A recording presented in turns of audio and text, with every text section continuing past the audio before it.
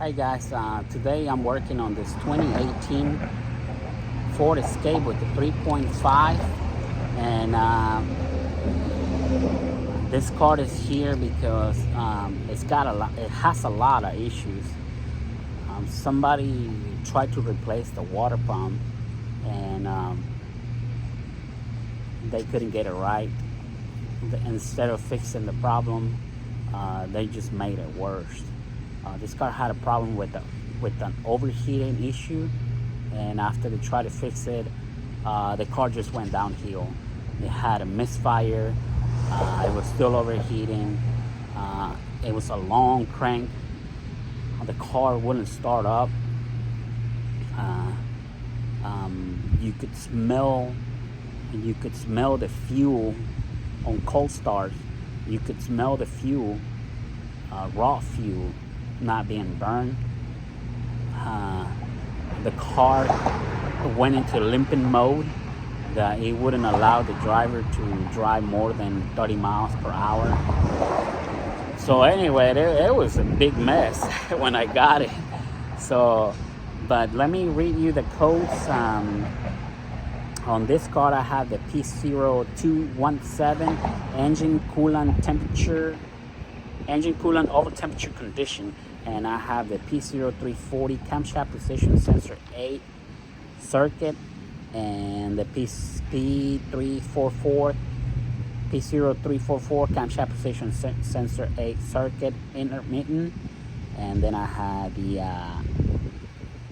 that's for bank 1, and then I have the p065 generator field terminal circuit low, p065B generator control circuit range, and then I have p06E9 engine starter performance,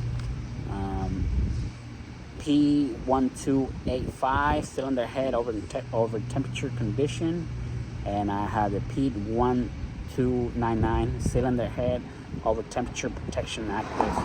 Once the p1299 comes up, the computer will disable the car, and it's going to go into limping mode to try to protect the engine from overheating and getting damaged. So this is very common in these cars. It doesn't mean that your engine is bad or your transmission is bad. Now I notice a lot of people are taking advantage of other people. Some mechanics are taking advantage of this code because it doesn't necessarily, the car won't run more than 30 miles per hour. It'll go into limping mode, and it's not gonna run. And I notice people are taking advantage of other people, telling them that their engine is bad or the transmission is bad. But if you got the p1299, that just means that the car is in limping mode, and it's not gonna let you drive too far. And there's nothing wrong with the transmission, and there's nothing wrong with the engine. It's just the car going into limping mode to protect the engine or the transmission. But anyway, let me show you what I'm working on and what I'm doing and how I got to fix this problem. So here we go. All right, so this is the 2018 Ford. It's a Ford Explorer with the 3.5, and as you can see over here, somebody already did the water pump. There's actually a kit that you can get, timing chain with the water pump kit, and if you're gonna do the water pump, it's probably best if you do the timing chain kit as well, because see, this guy just replaced the water pump, and I don't think he was using the tools. This engine requires special tools. Maybe I should get this wrench out of here.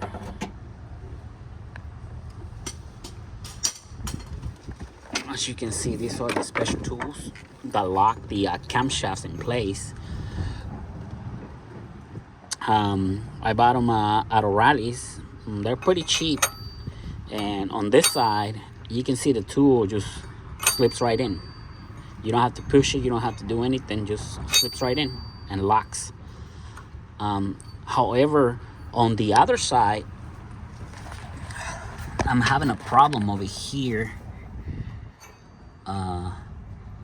This tool will not go in.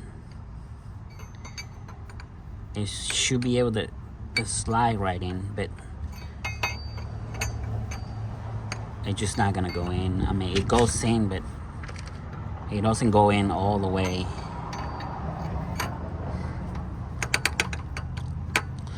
That's because we are one tooth off. These are gonna be, before you start tearing down your timing chain, you gotta make sure that you are top dead center, and this dot has got to be facing up. This other dot, it's got to be facing up. And then over here, you have this dot pointing 5 o'clock, around 5 o'clock. And this is how you know you are on time. And before you start taking this engine apart, you got to make sure you are top dead center and insert your timing, your camshaft locking tools, and then you can start taking everything apart. This mechanic did not use tools. This is a mechanic, a mobile mechanic, and he doesn't have tools. He didn't have the correct tools, so he was using zip ties to hold on the chain in place. But I think when he removed the tensioner, the camshafts probably spring back, and he might have lost track because there's no marks on the original chain. I think there's one mark, and if you see the new chain, this is the new chain.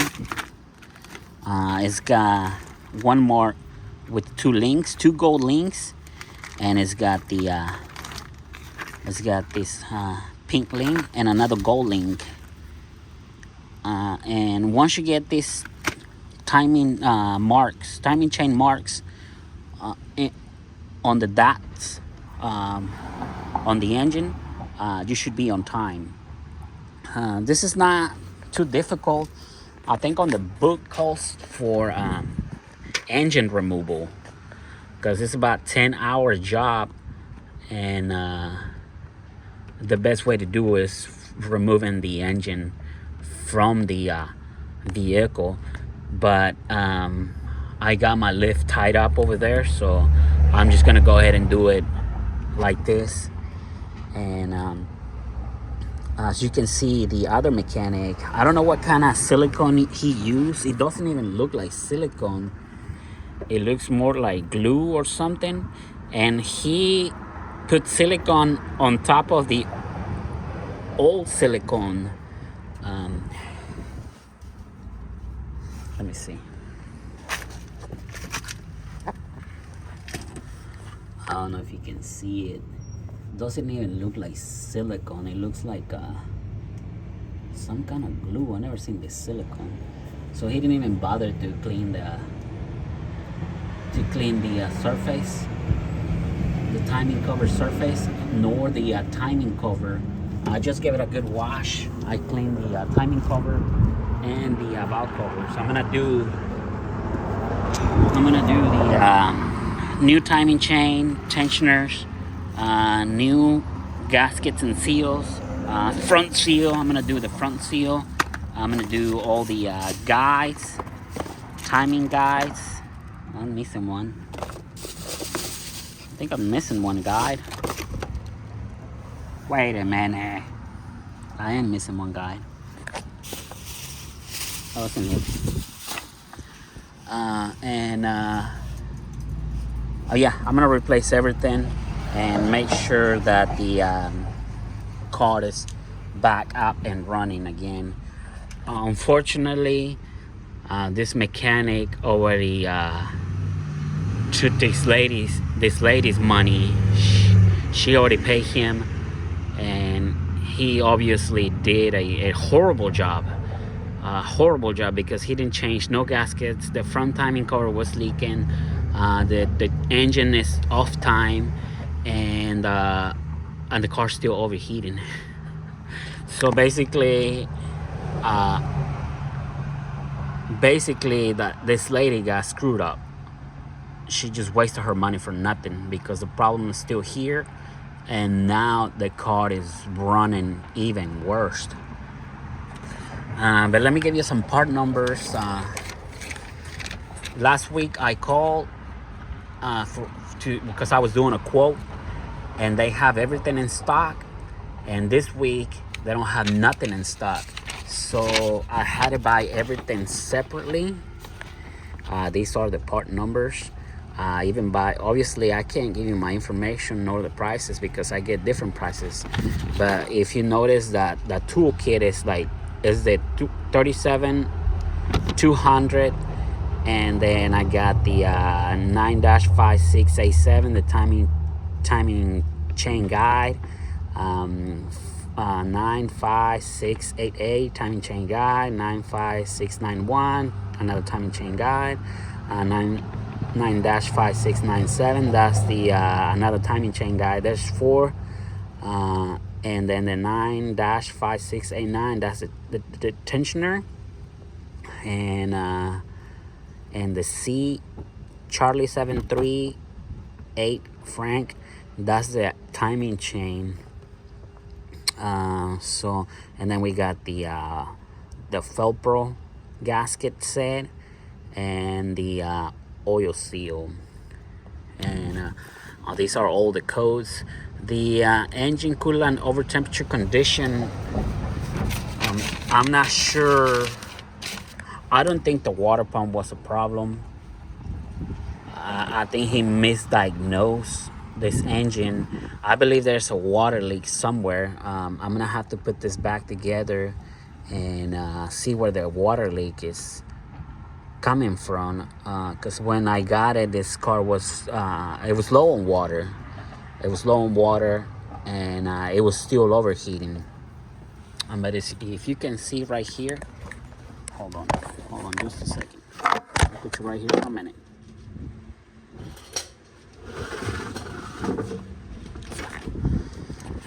If you look right here, somebody's already been in here,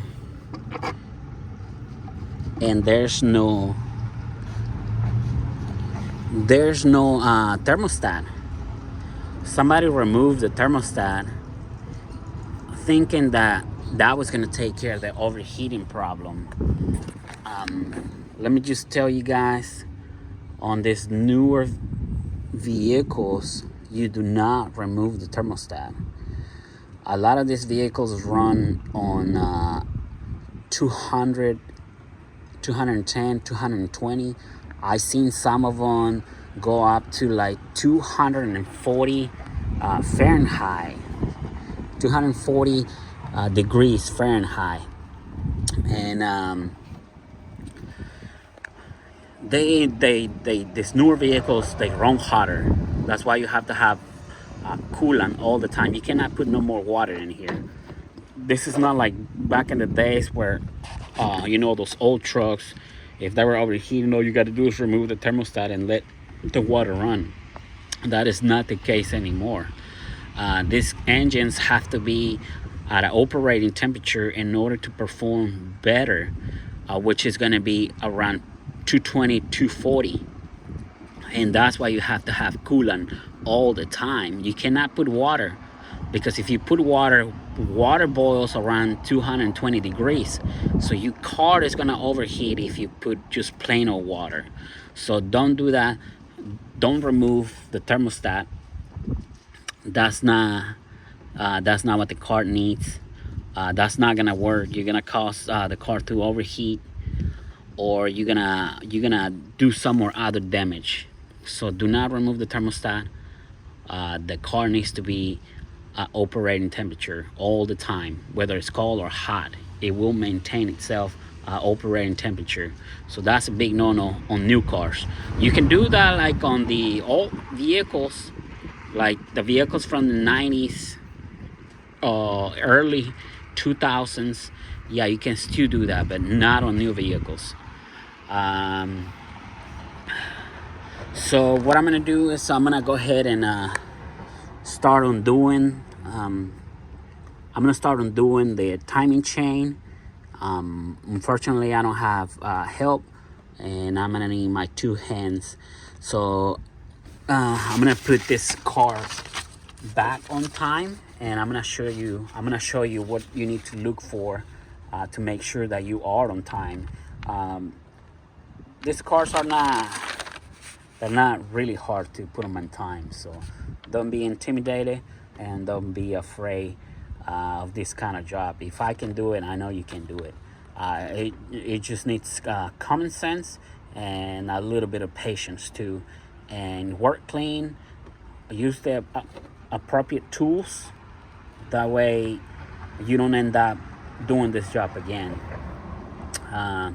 But anyway, so let me go ahead and start tearing down the chains, and I'm gonna clean the front of the engine. I'm gonna clean all the surfaces where our new gaskets are gonna go, and I'll come back to you once I got everything prepped. I'll be right back. Okay, check this out. My tool bottom down. It kind of lock in place itself. It bottom down here. It's resting on the cylinder head, and it bottom down here. So that means we are on time. On this side, it didn't even move. And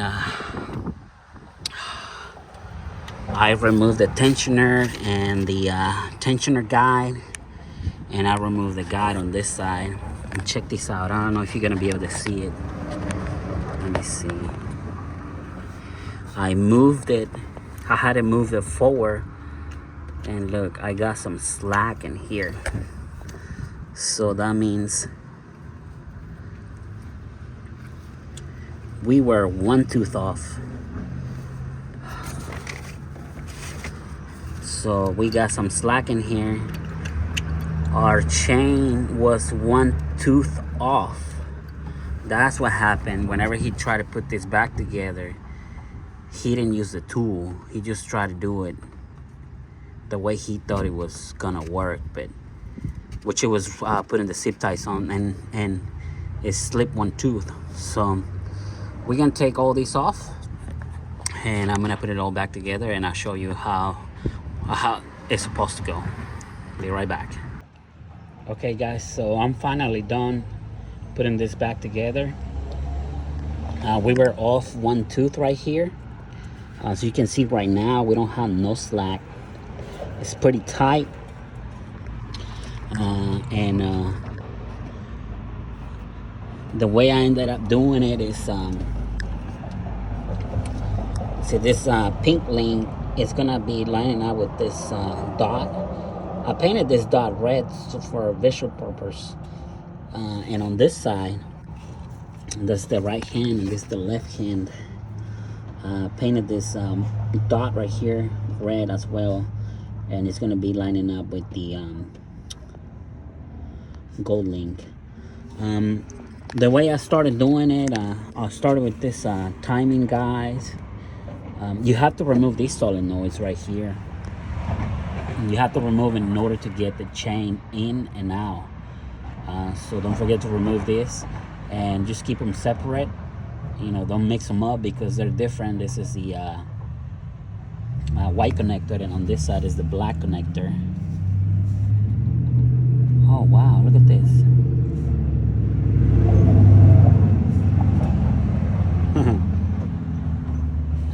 Anyway, so yeah, don't mix them up. And at the bottom over here, I started with this 2 guides, and then I installed that guide, I installed the chain, and I left the tensioner and this guide at the end. Make sure that your slack is over here. I think I still got a little bit of slack. You see, I got a little bit of slack in here. I'm pretty much done with the guys. And over here at the bottom, my other timing mark, lines up with these two gold links, so you have to be in between. So once you this dot is in between, and up here you are on the dot, and up here you are on the dot, you're ready to go. All we got to do is release the tension. So double check before you release this tensioner. So we're gonna release this tensioner, and now the tensioner is activated, and we should be good to go. We are on time. Now we can remove our cam facer holders, camshaft locking tools. That's what I meant. And the previous guy, he tried to do this job without the tools, and I think that's how this bank jumped a tooth. This is the part number. I think I already mentioned it, and I bought it at O'Reilly's. They're pretty cheap. If you're gonna do this job, just spend the extra money, because this lady ended up paying him for the water pump job, and he ended up screwing up the timing on this side because he didn't I guess he didn't want to buy the tools. So that's a special tool. Now that we are in time, we ready to remove it. See, it comes right out. Now we're ready to remove it. I got my front timing cover cleaned up, and my valve covers cleaned up. I got my gaskets and seals ready to go, and this is all the silicone. That was a lot of silicone in there. There was a bunch of silicone in there, so I had to clean the surface, the mating surfaces, and I had to clean the timing cover too. Clean the timing cover with the pressure washer, and I was able to blow off all the silicone. So I'm ready to put this back on. What I'm gonna do is I'm gonna put the timing cover back on. I'm gonna put the valve covers, the intake, and this car still has an overheating problem, but like I said, I think it's the thermostat. I'm gonna go ahead and order a new thermostat, let it run for a while, take it for a dry test maybe, and then I'm gonna drain the fluid, the engine oil. When I was cleaning the silicone over here, just be careful not to get silicone into your oil pan, because if that starts falling inside here, it's gonna clog down your pickup tube. So what I did, I just put a towel like this in here, you know, kind of like that. That way the debris wasn't falling inside the oil pan. You don't want all that silicone to go inside your oil pan. It'll cause more problems. So just be careful when you're cleaning this up. Don't let the silicone fall into the oil pan. Well, this is pretty much it for now. Don't forget to put your loop pipes. I'm gonna go ahead and do that now. I don't have any help right now, so I pretty much I need both of my hands. So let me go ahead and start putting this back together, and I'll be right back with you. All right, guys, I'm back at it. I'm pretty much done putting all of the timing components and the timing cover in there. I'm about to tighten this loop pipe feed, the oil tube and bolts. The torque is gonna be 71 inch-pounds or 8 Newton meters. And then we're gonna do 45 degrees. I already torqued that side. I'm gonna go ahead and torque this side right here. So first thing I'm gonna do, I'm just gonna bring all of them to 71 inch pounds. So we're gonna do 71 inch pounds right there. 71.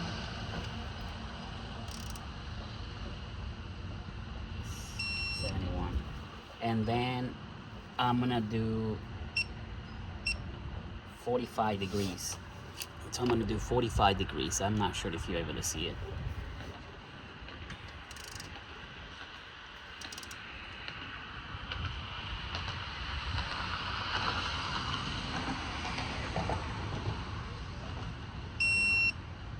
That's 45 degrees. And it comes up to 172 inch pounds. That's quite a bit of torque for a 8mm bolt. But that's what they want us to do, so that's what we're gonna do. So 45 degrees.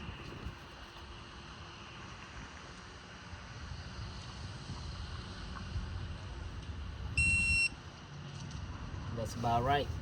179 inch pounds, not foot pounds, inch pounds. And I'm gonna do this one.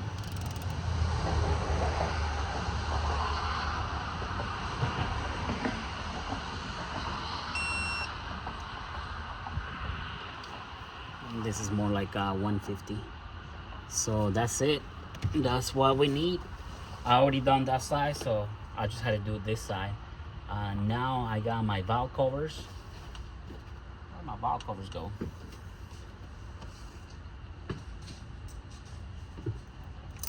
They're right here. I got some new spark plug tube seals. The VVT solenoid seals. They're brand new. The previous mechanic did not change none of them, and these two were leaking right here. So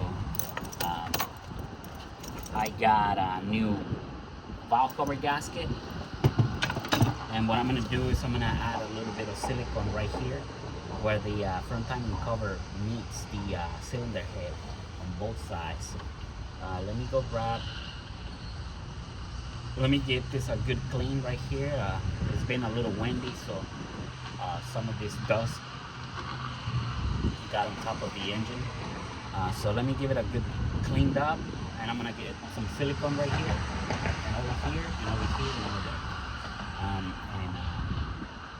That should be pretty much it. That should be everything. And the only thing I got left to do is the thermostat, because the guy that worked on it before, he didn't. I think he removed the thermostat. He thought it was gonna be a good idea to remove the thermostat to stop this engine from overheating. But I think now that the water pump is replaced and it has no thermostat, I believe that's the reason why it's overheating. But let me put this back together, and I'm gonna come back with you and start the engine. And we're gonna check for codes, and we're gonna check for overheating. So I'm gonna push you on a pause, and I'll be right back. Let me start doing this right here.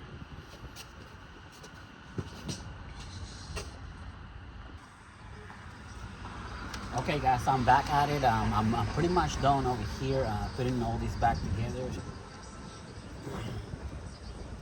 I was having a hard time with this car. Somebody else worked on it, and they messed it up pretty bad. When this car came in, it came in with a lot of issues. It had a p0300 misfire on startup. On the cold start, it'll misfire. It'll crank, but it won't start. It was a long crank. Yeah, it took a little while to start, and it will misfire on first startup. And it had that smell, the fuel smell. It wasn't burning right, the fuel. Things that had been done to the car was the previous mechanic replaced the water pump, but he failed to use the tools. for this job, the camshaft locking tools, and he missed one tooth on that side. So I had to go back in there, and I redid the timing chain. This video is for the timing chain replacement and the other issues that this car had. Initially, I think this car had a problem with the overheating. It was overheating. That's the reason why she took it to that mechanic, and they decided to replace the water pump. When they were done with the car was leaking oil from the front timing cover. It was still overheating. It was misfiring, and it had the it had a bunch of codes. It had the p0340 camshaft position sensor A circuit and p0344 camshaft position sensor A circuit intermittent. Those were the main issues. After I finished with this car, I didn't have no codes, but the 340 and the 344 came back, and he started having that long crank again. It didn't misfire, it didn't overheat, but the 340 and 344 came back.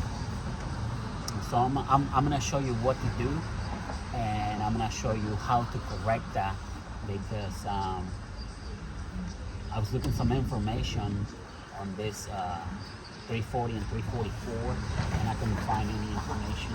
But let me go ahead and start this car. That way you can see the cold start, and we don't have no misfires, and we don't have no more engine codes.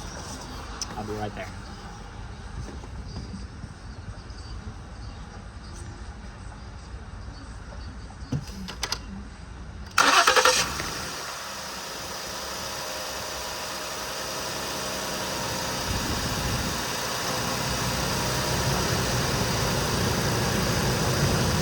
As you can see, the car starts right up.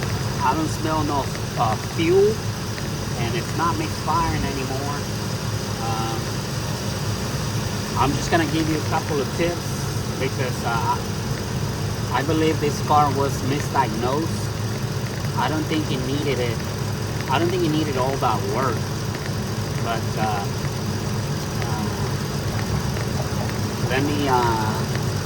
let me shut off the car, and so I can explain to you what's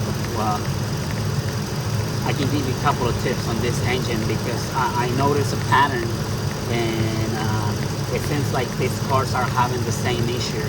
I'm gonna post the video, and I'm gonna take these off so I can show you the fixes that I had to do to correct all of these issues that the car had. I'll be right there with you.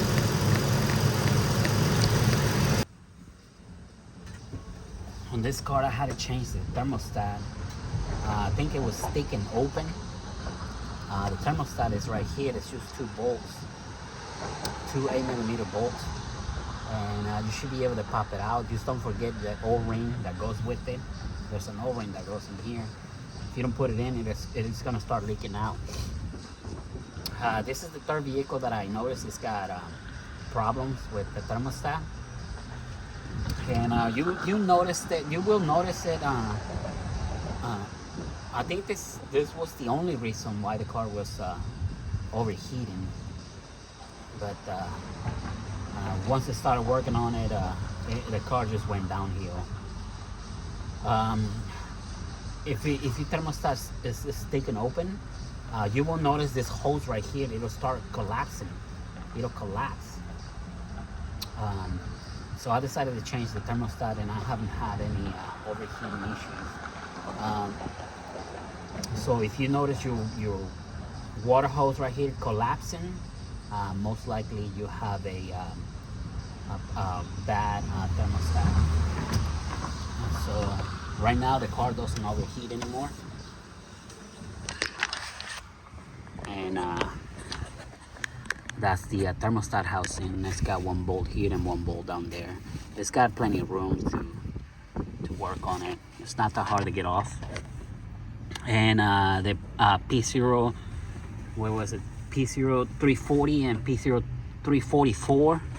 which is a camshaft position sensor A circuit, bank 1. This is gonna be your on this side, this is gonna be bank 1, and this right here is gonna be bank 2. And camshaft position sensor A. Sensor A means your camshaft, intake camshaft, so it's gonna be the white one. And camshaft position sensor B is gonna be the black one, and that'll be for bank 1. And over here, let me see if I can show you.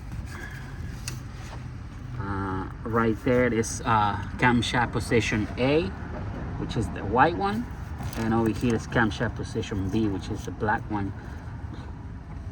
And after I finished with this car, I kept getting the p034 and p0344, but I believe the guy that worked on it before, he tried to pull this plug right here, and I think he was pulling the wires to the point where, like, let me see, the rubber seal, the grommet right there, it was popping out.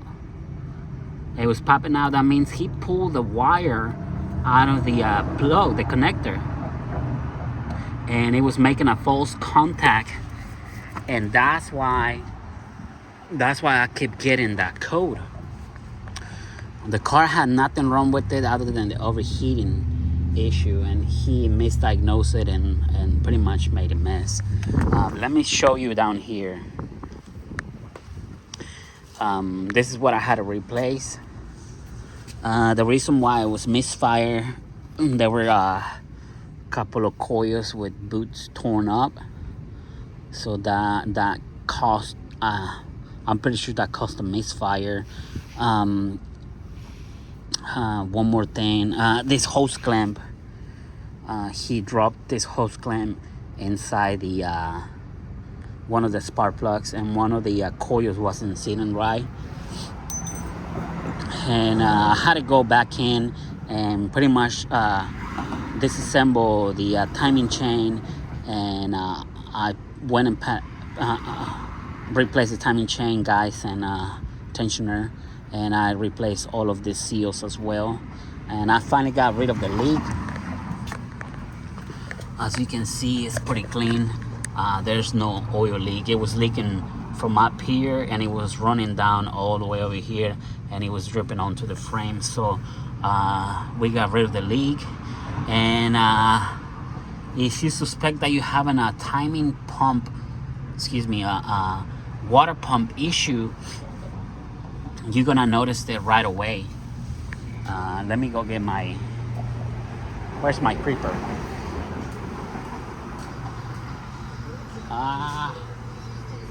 Oh, it's right here. Let me show you. If you suspect that you have a water pump issue, it's very easy to diagnose this problem, because the water pump is inside the engine, and is driven by the timing chain, but it's got a wheel hole, and that wheel hole runs all the way out here. Not all the way out here, but if the pump fails, the coolant is not gonna leak inside the engine. It's gonna start running down here, and it's gonna run all the way over here, and it's gonna start dripping. It's gonna start dripping coolant. You'll notice it comes from right here, and it'll drip. It'll come right down here, and it'll drip over here. So if you notice that there's coolant, because there's nothing over here, the coolant hose is over there, and the other coolant hose is way back there. So there's really nothing over here. So if you notice there's coolant over here dripping from here, that means your water pump is going out, and you should address this issue immediately, because you don't want to overheat this engine. It'll cost you a lot of money to replace this engine. So just be aware. That's the tip of the day. You know, that's the way you can know for sure if you have a water pump issue. On this car, I don't think that was the case. Oh, I don't know. I didn't see it before that. But now the car is working fine.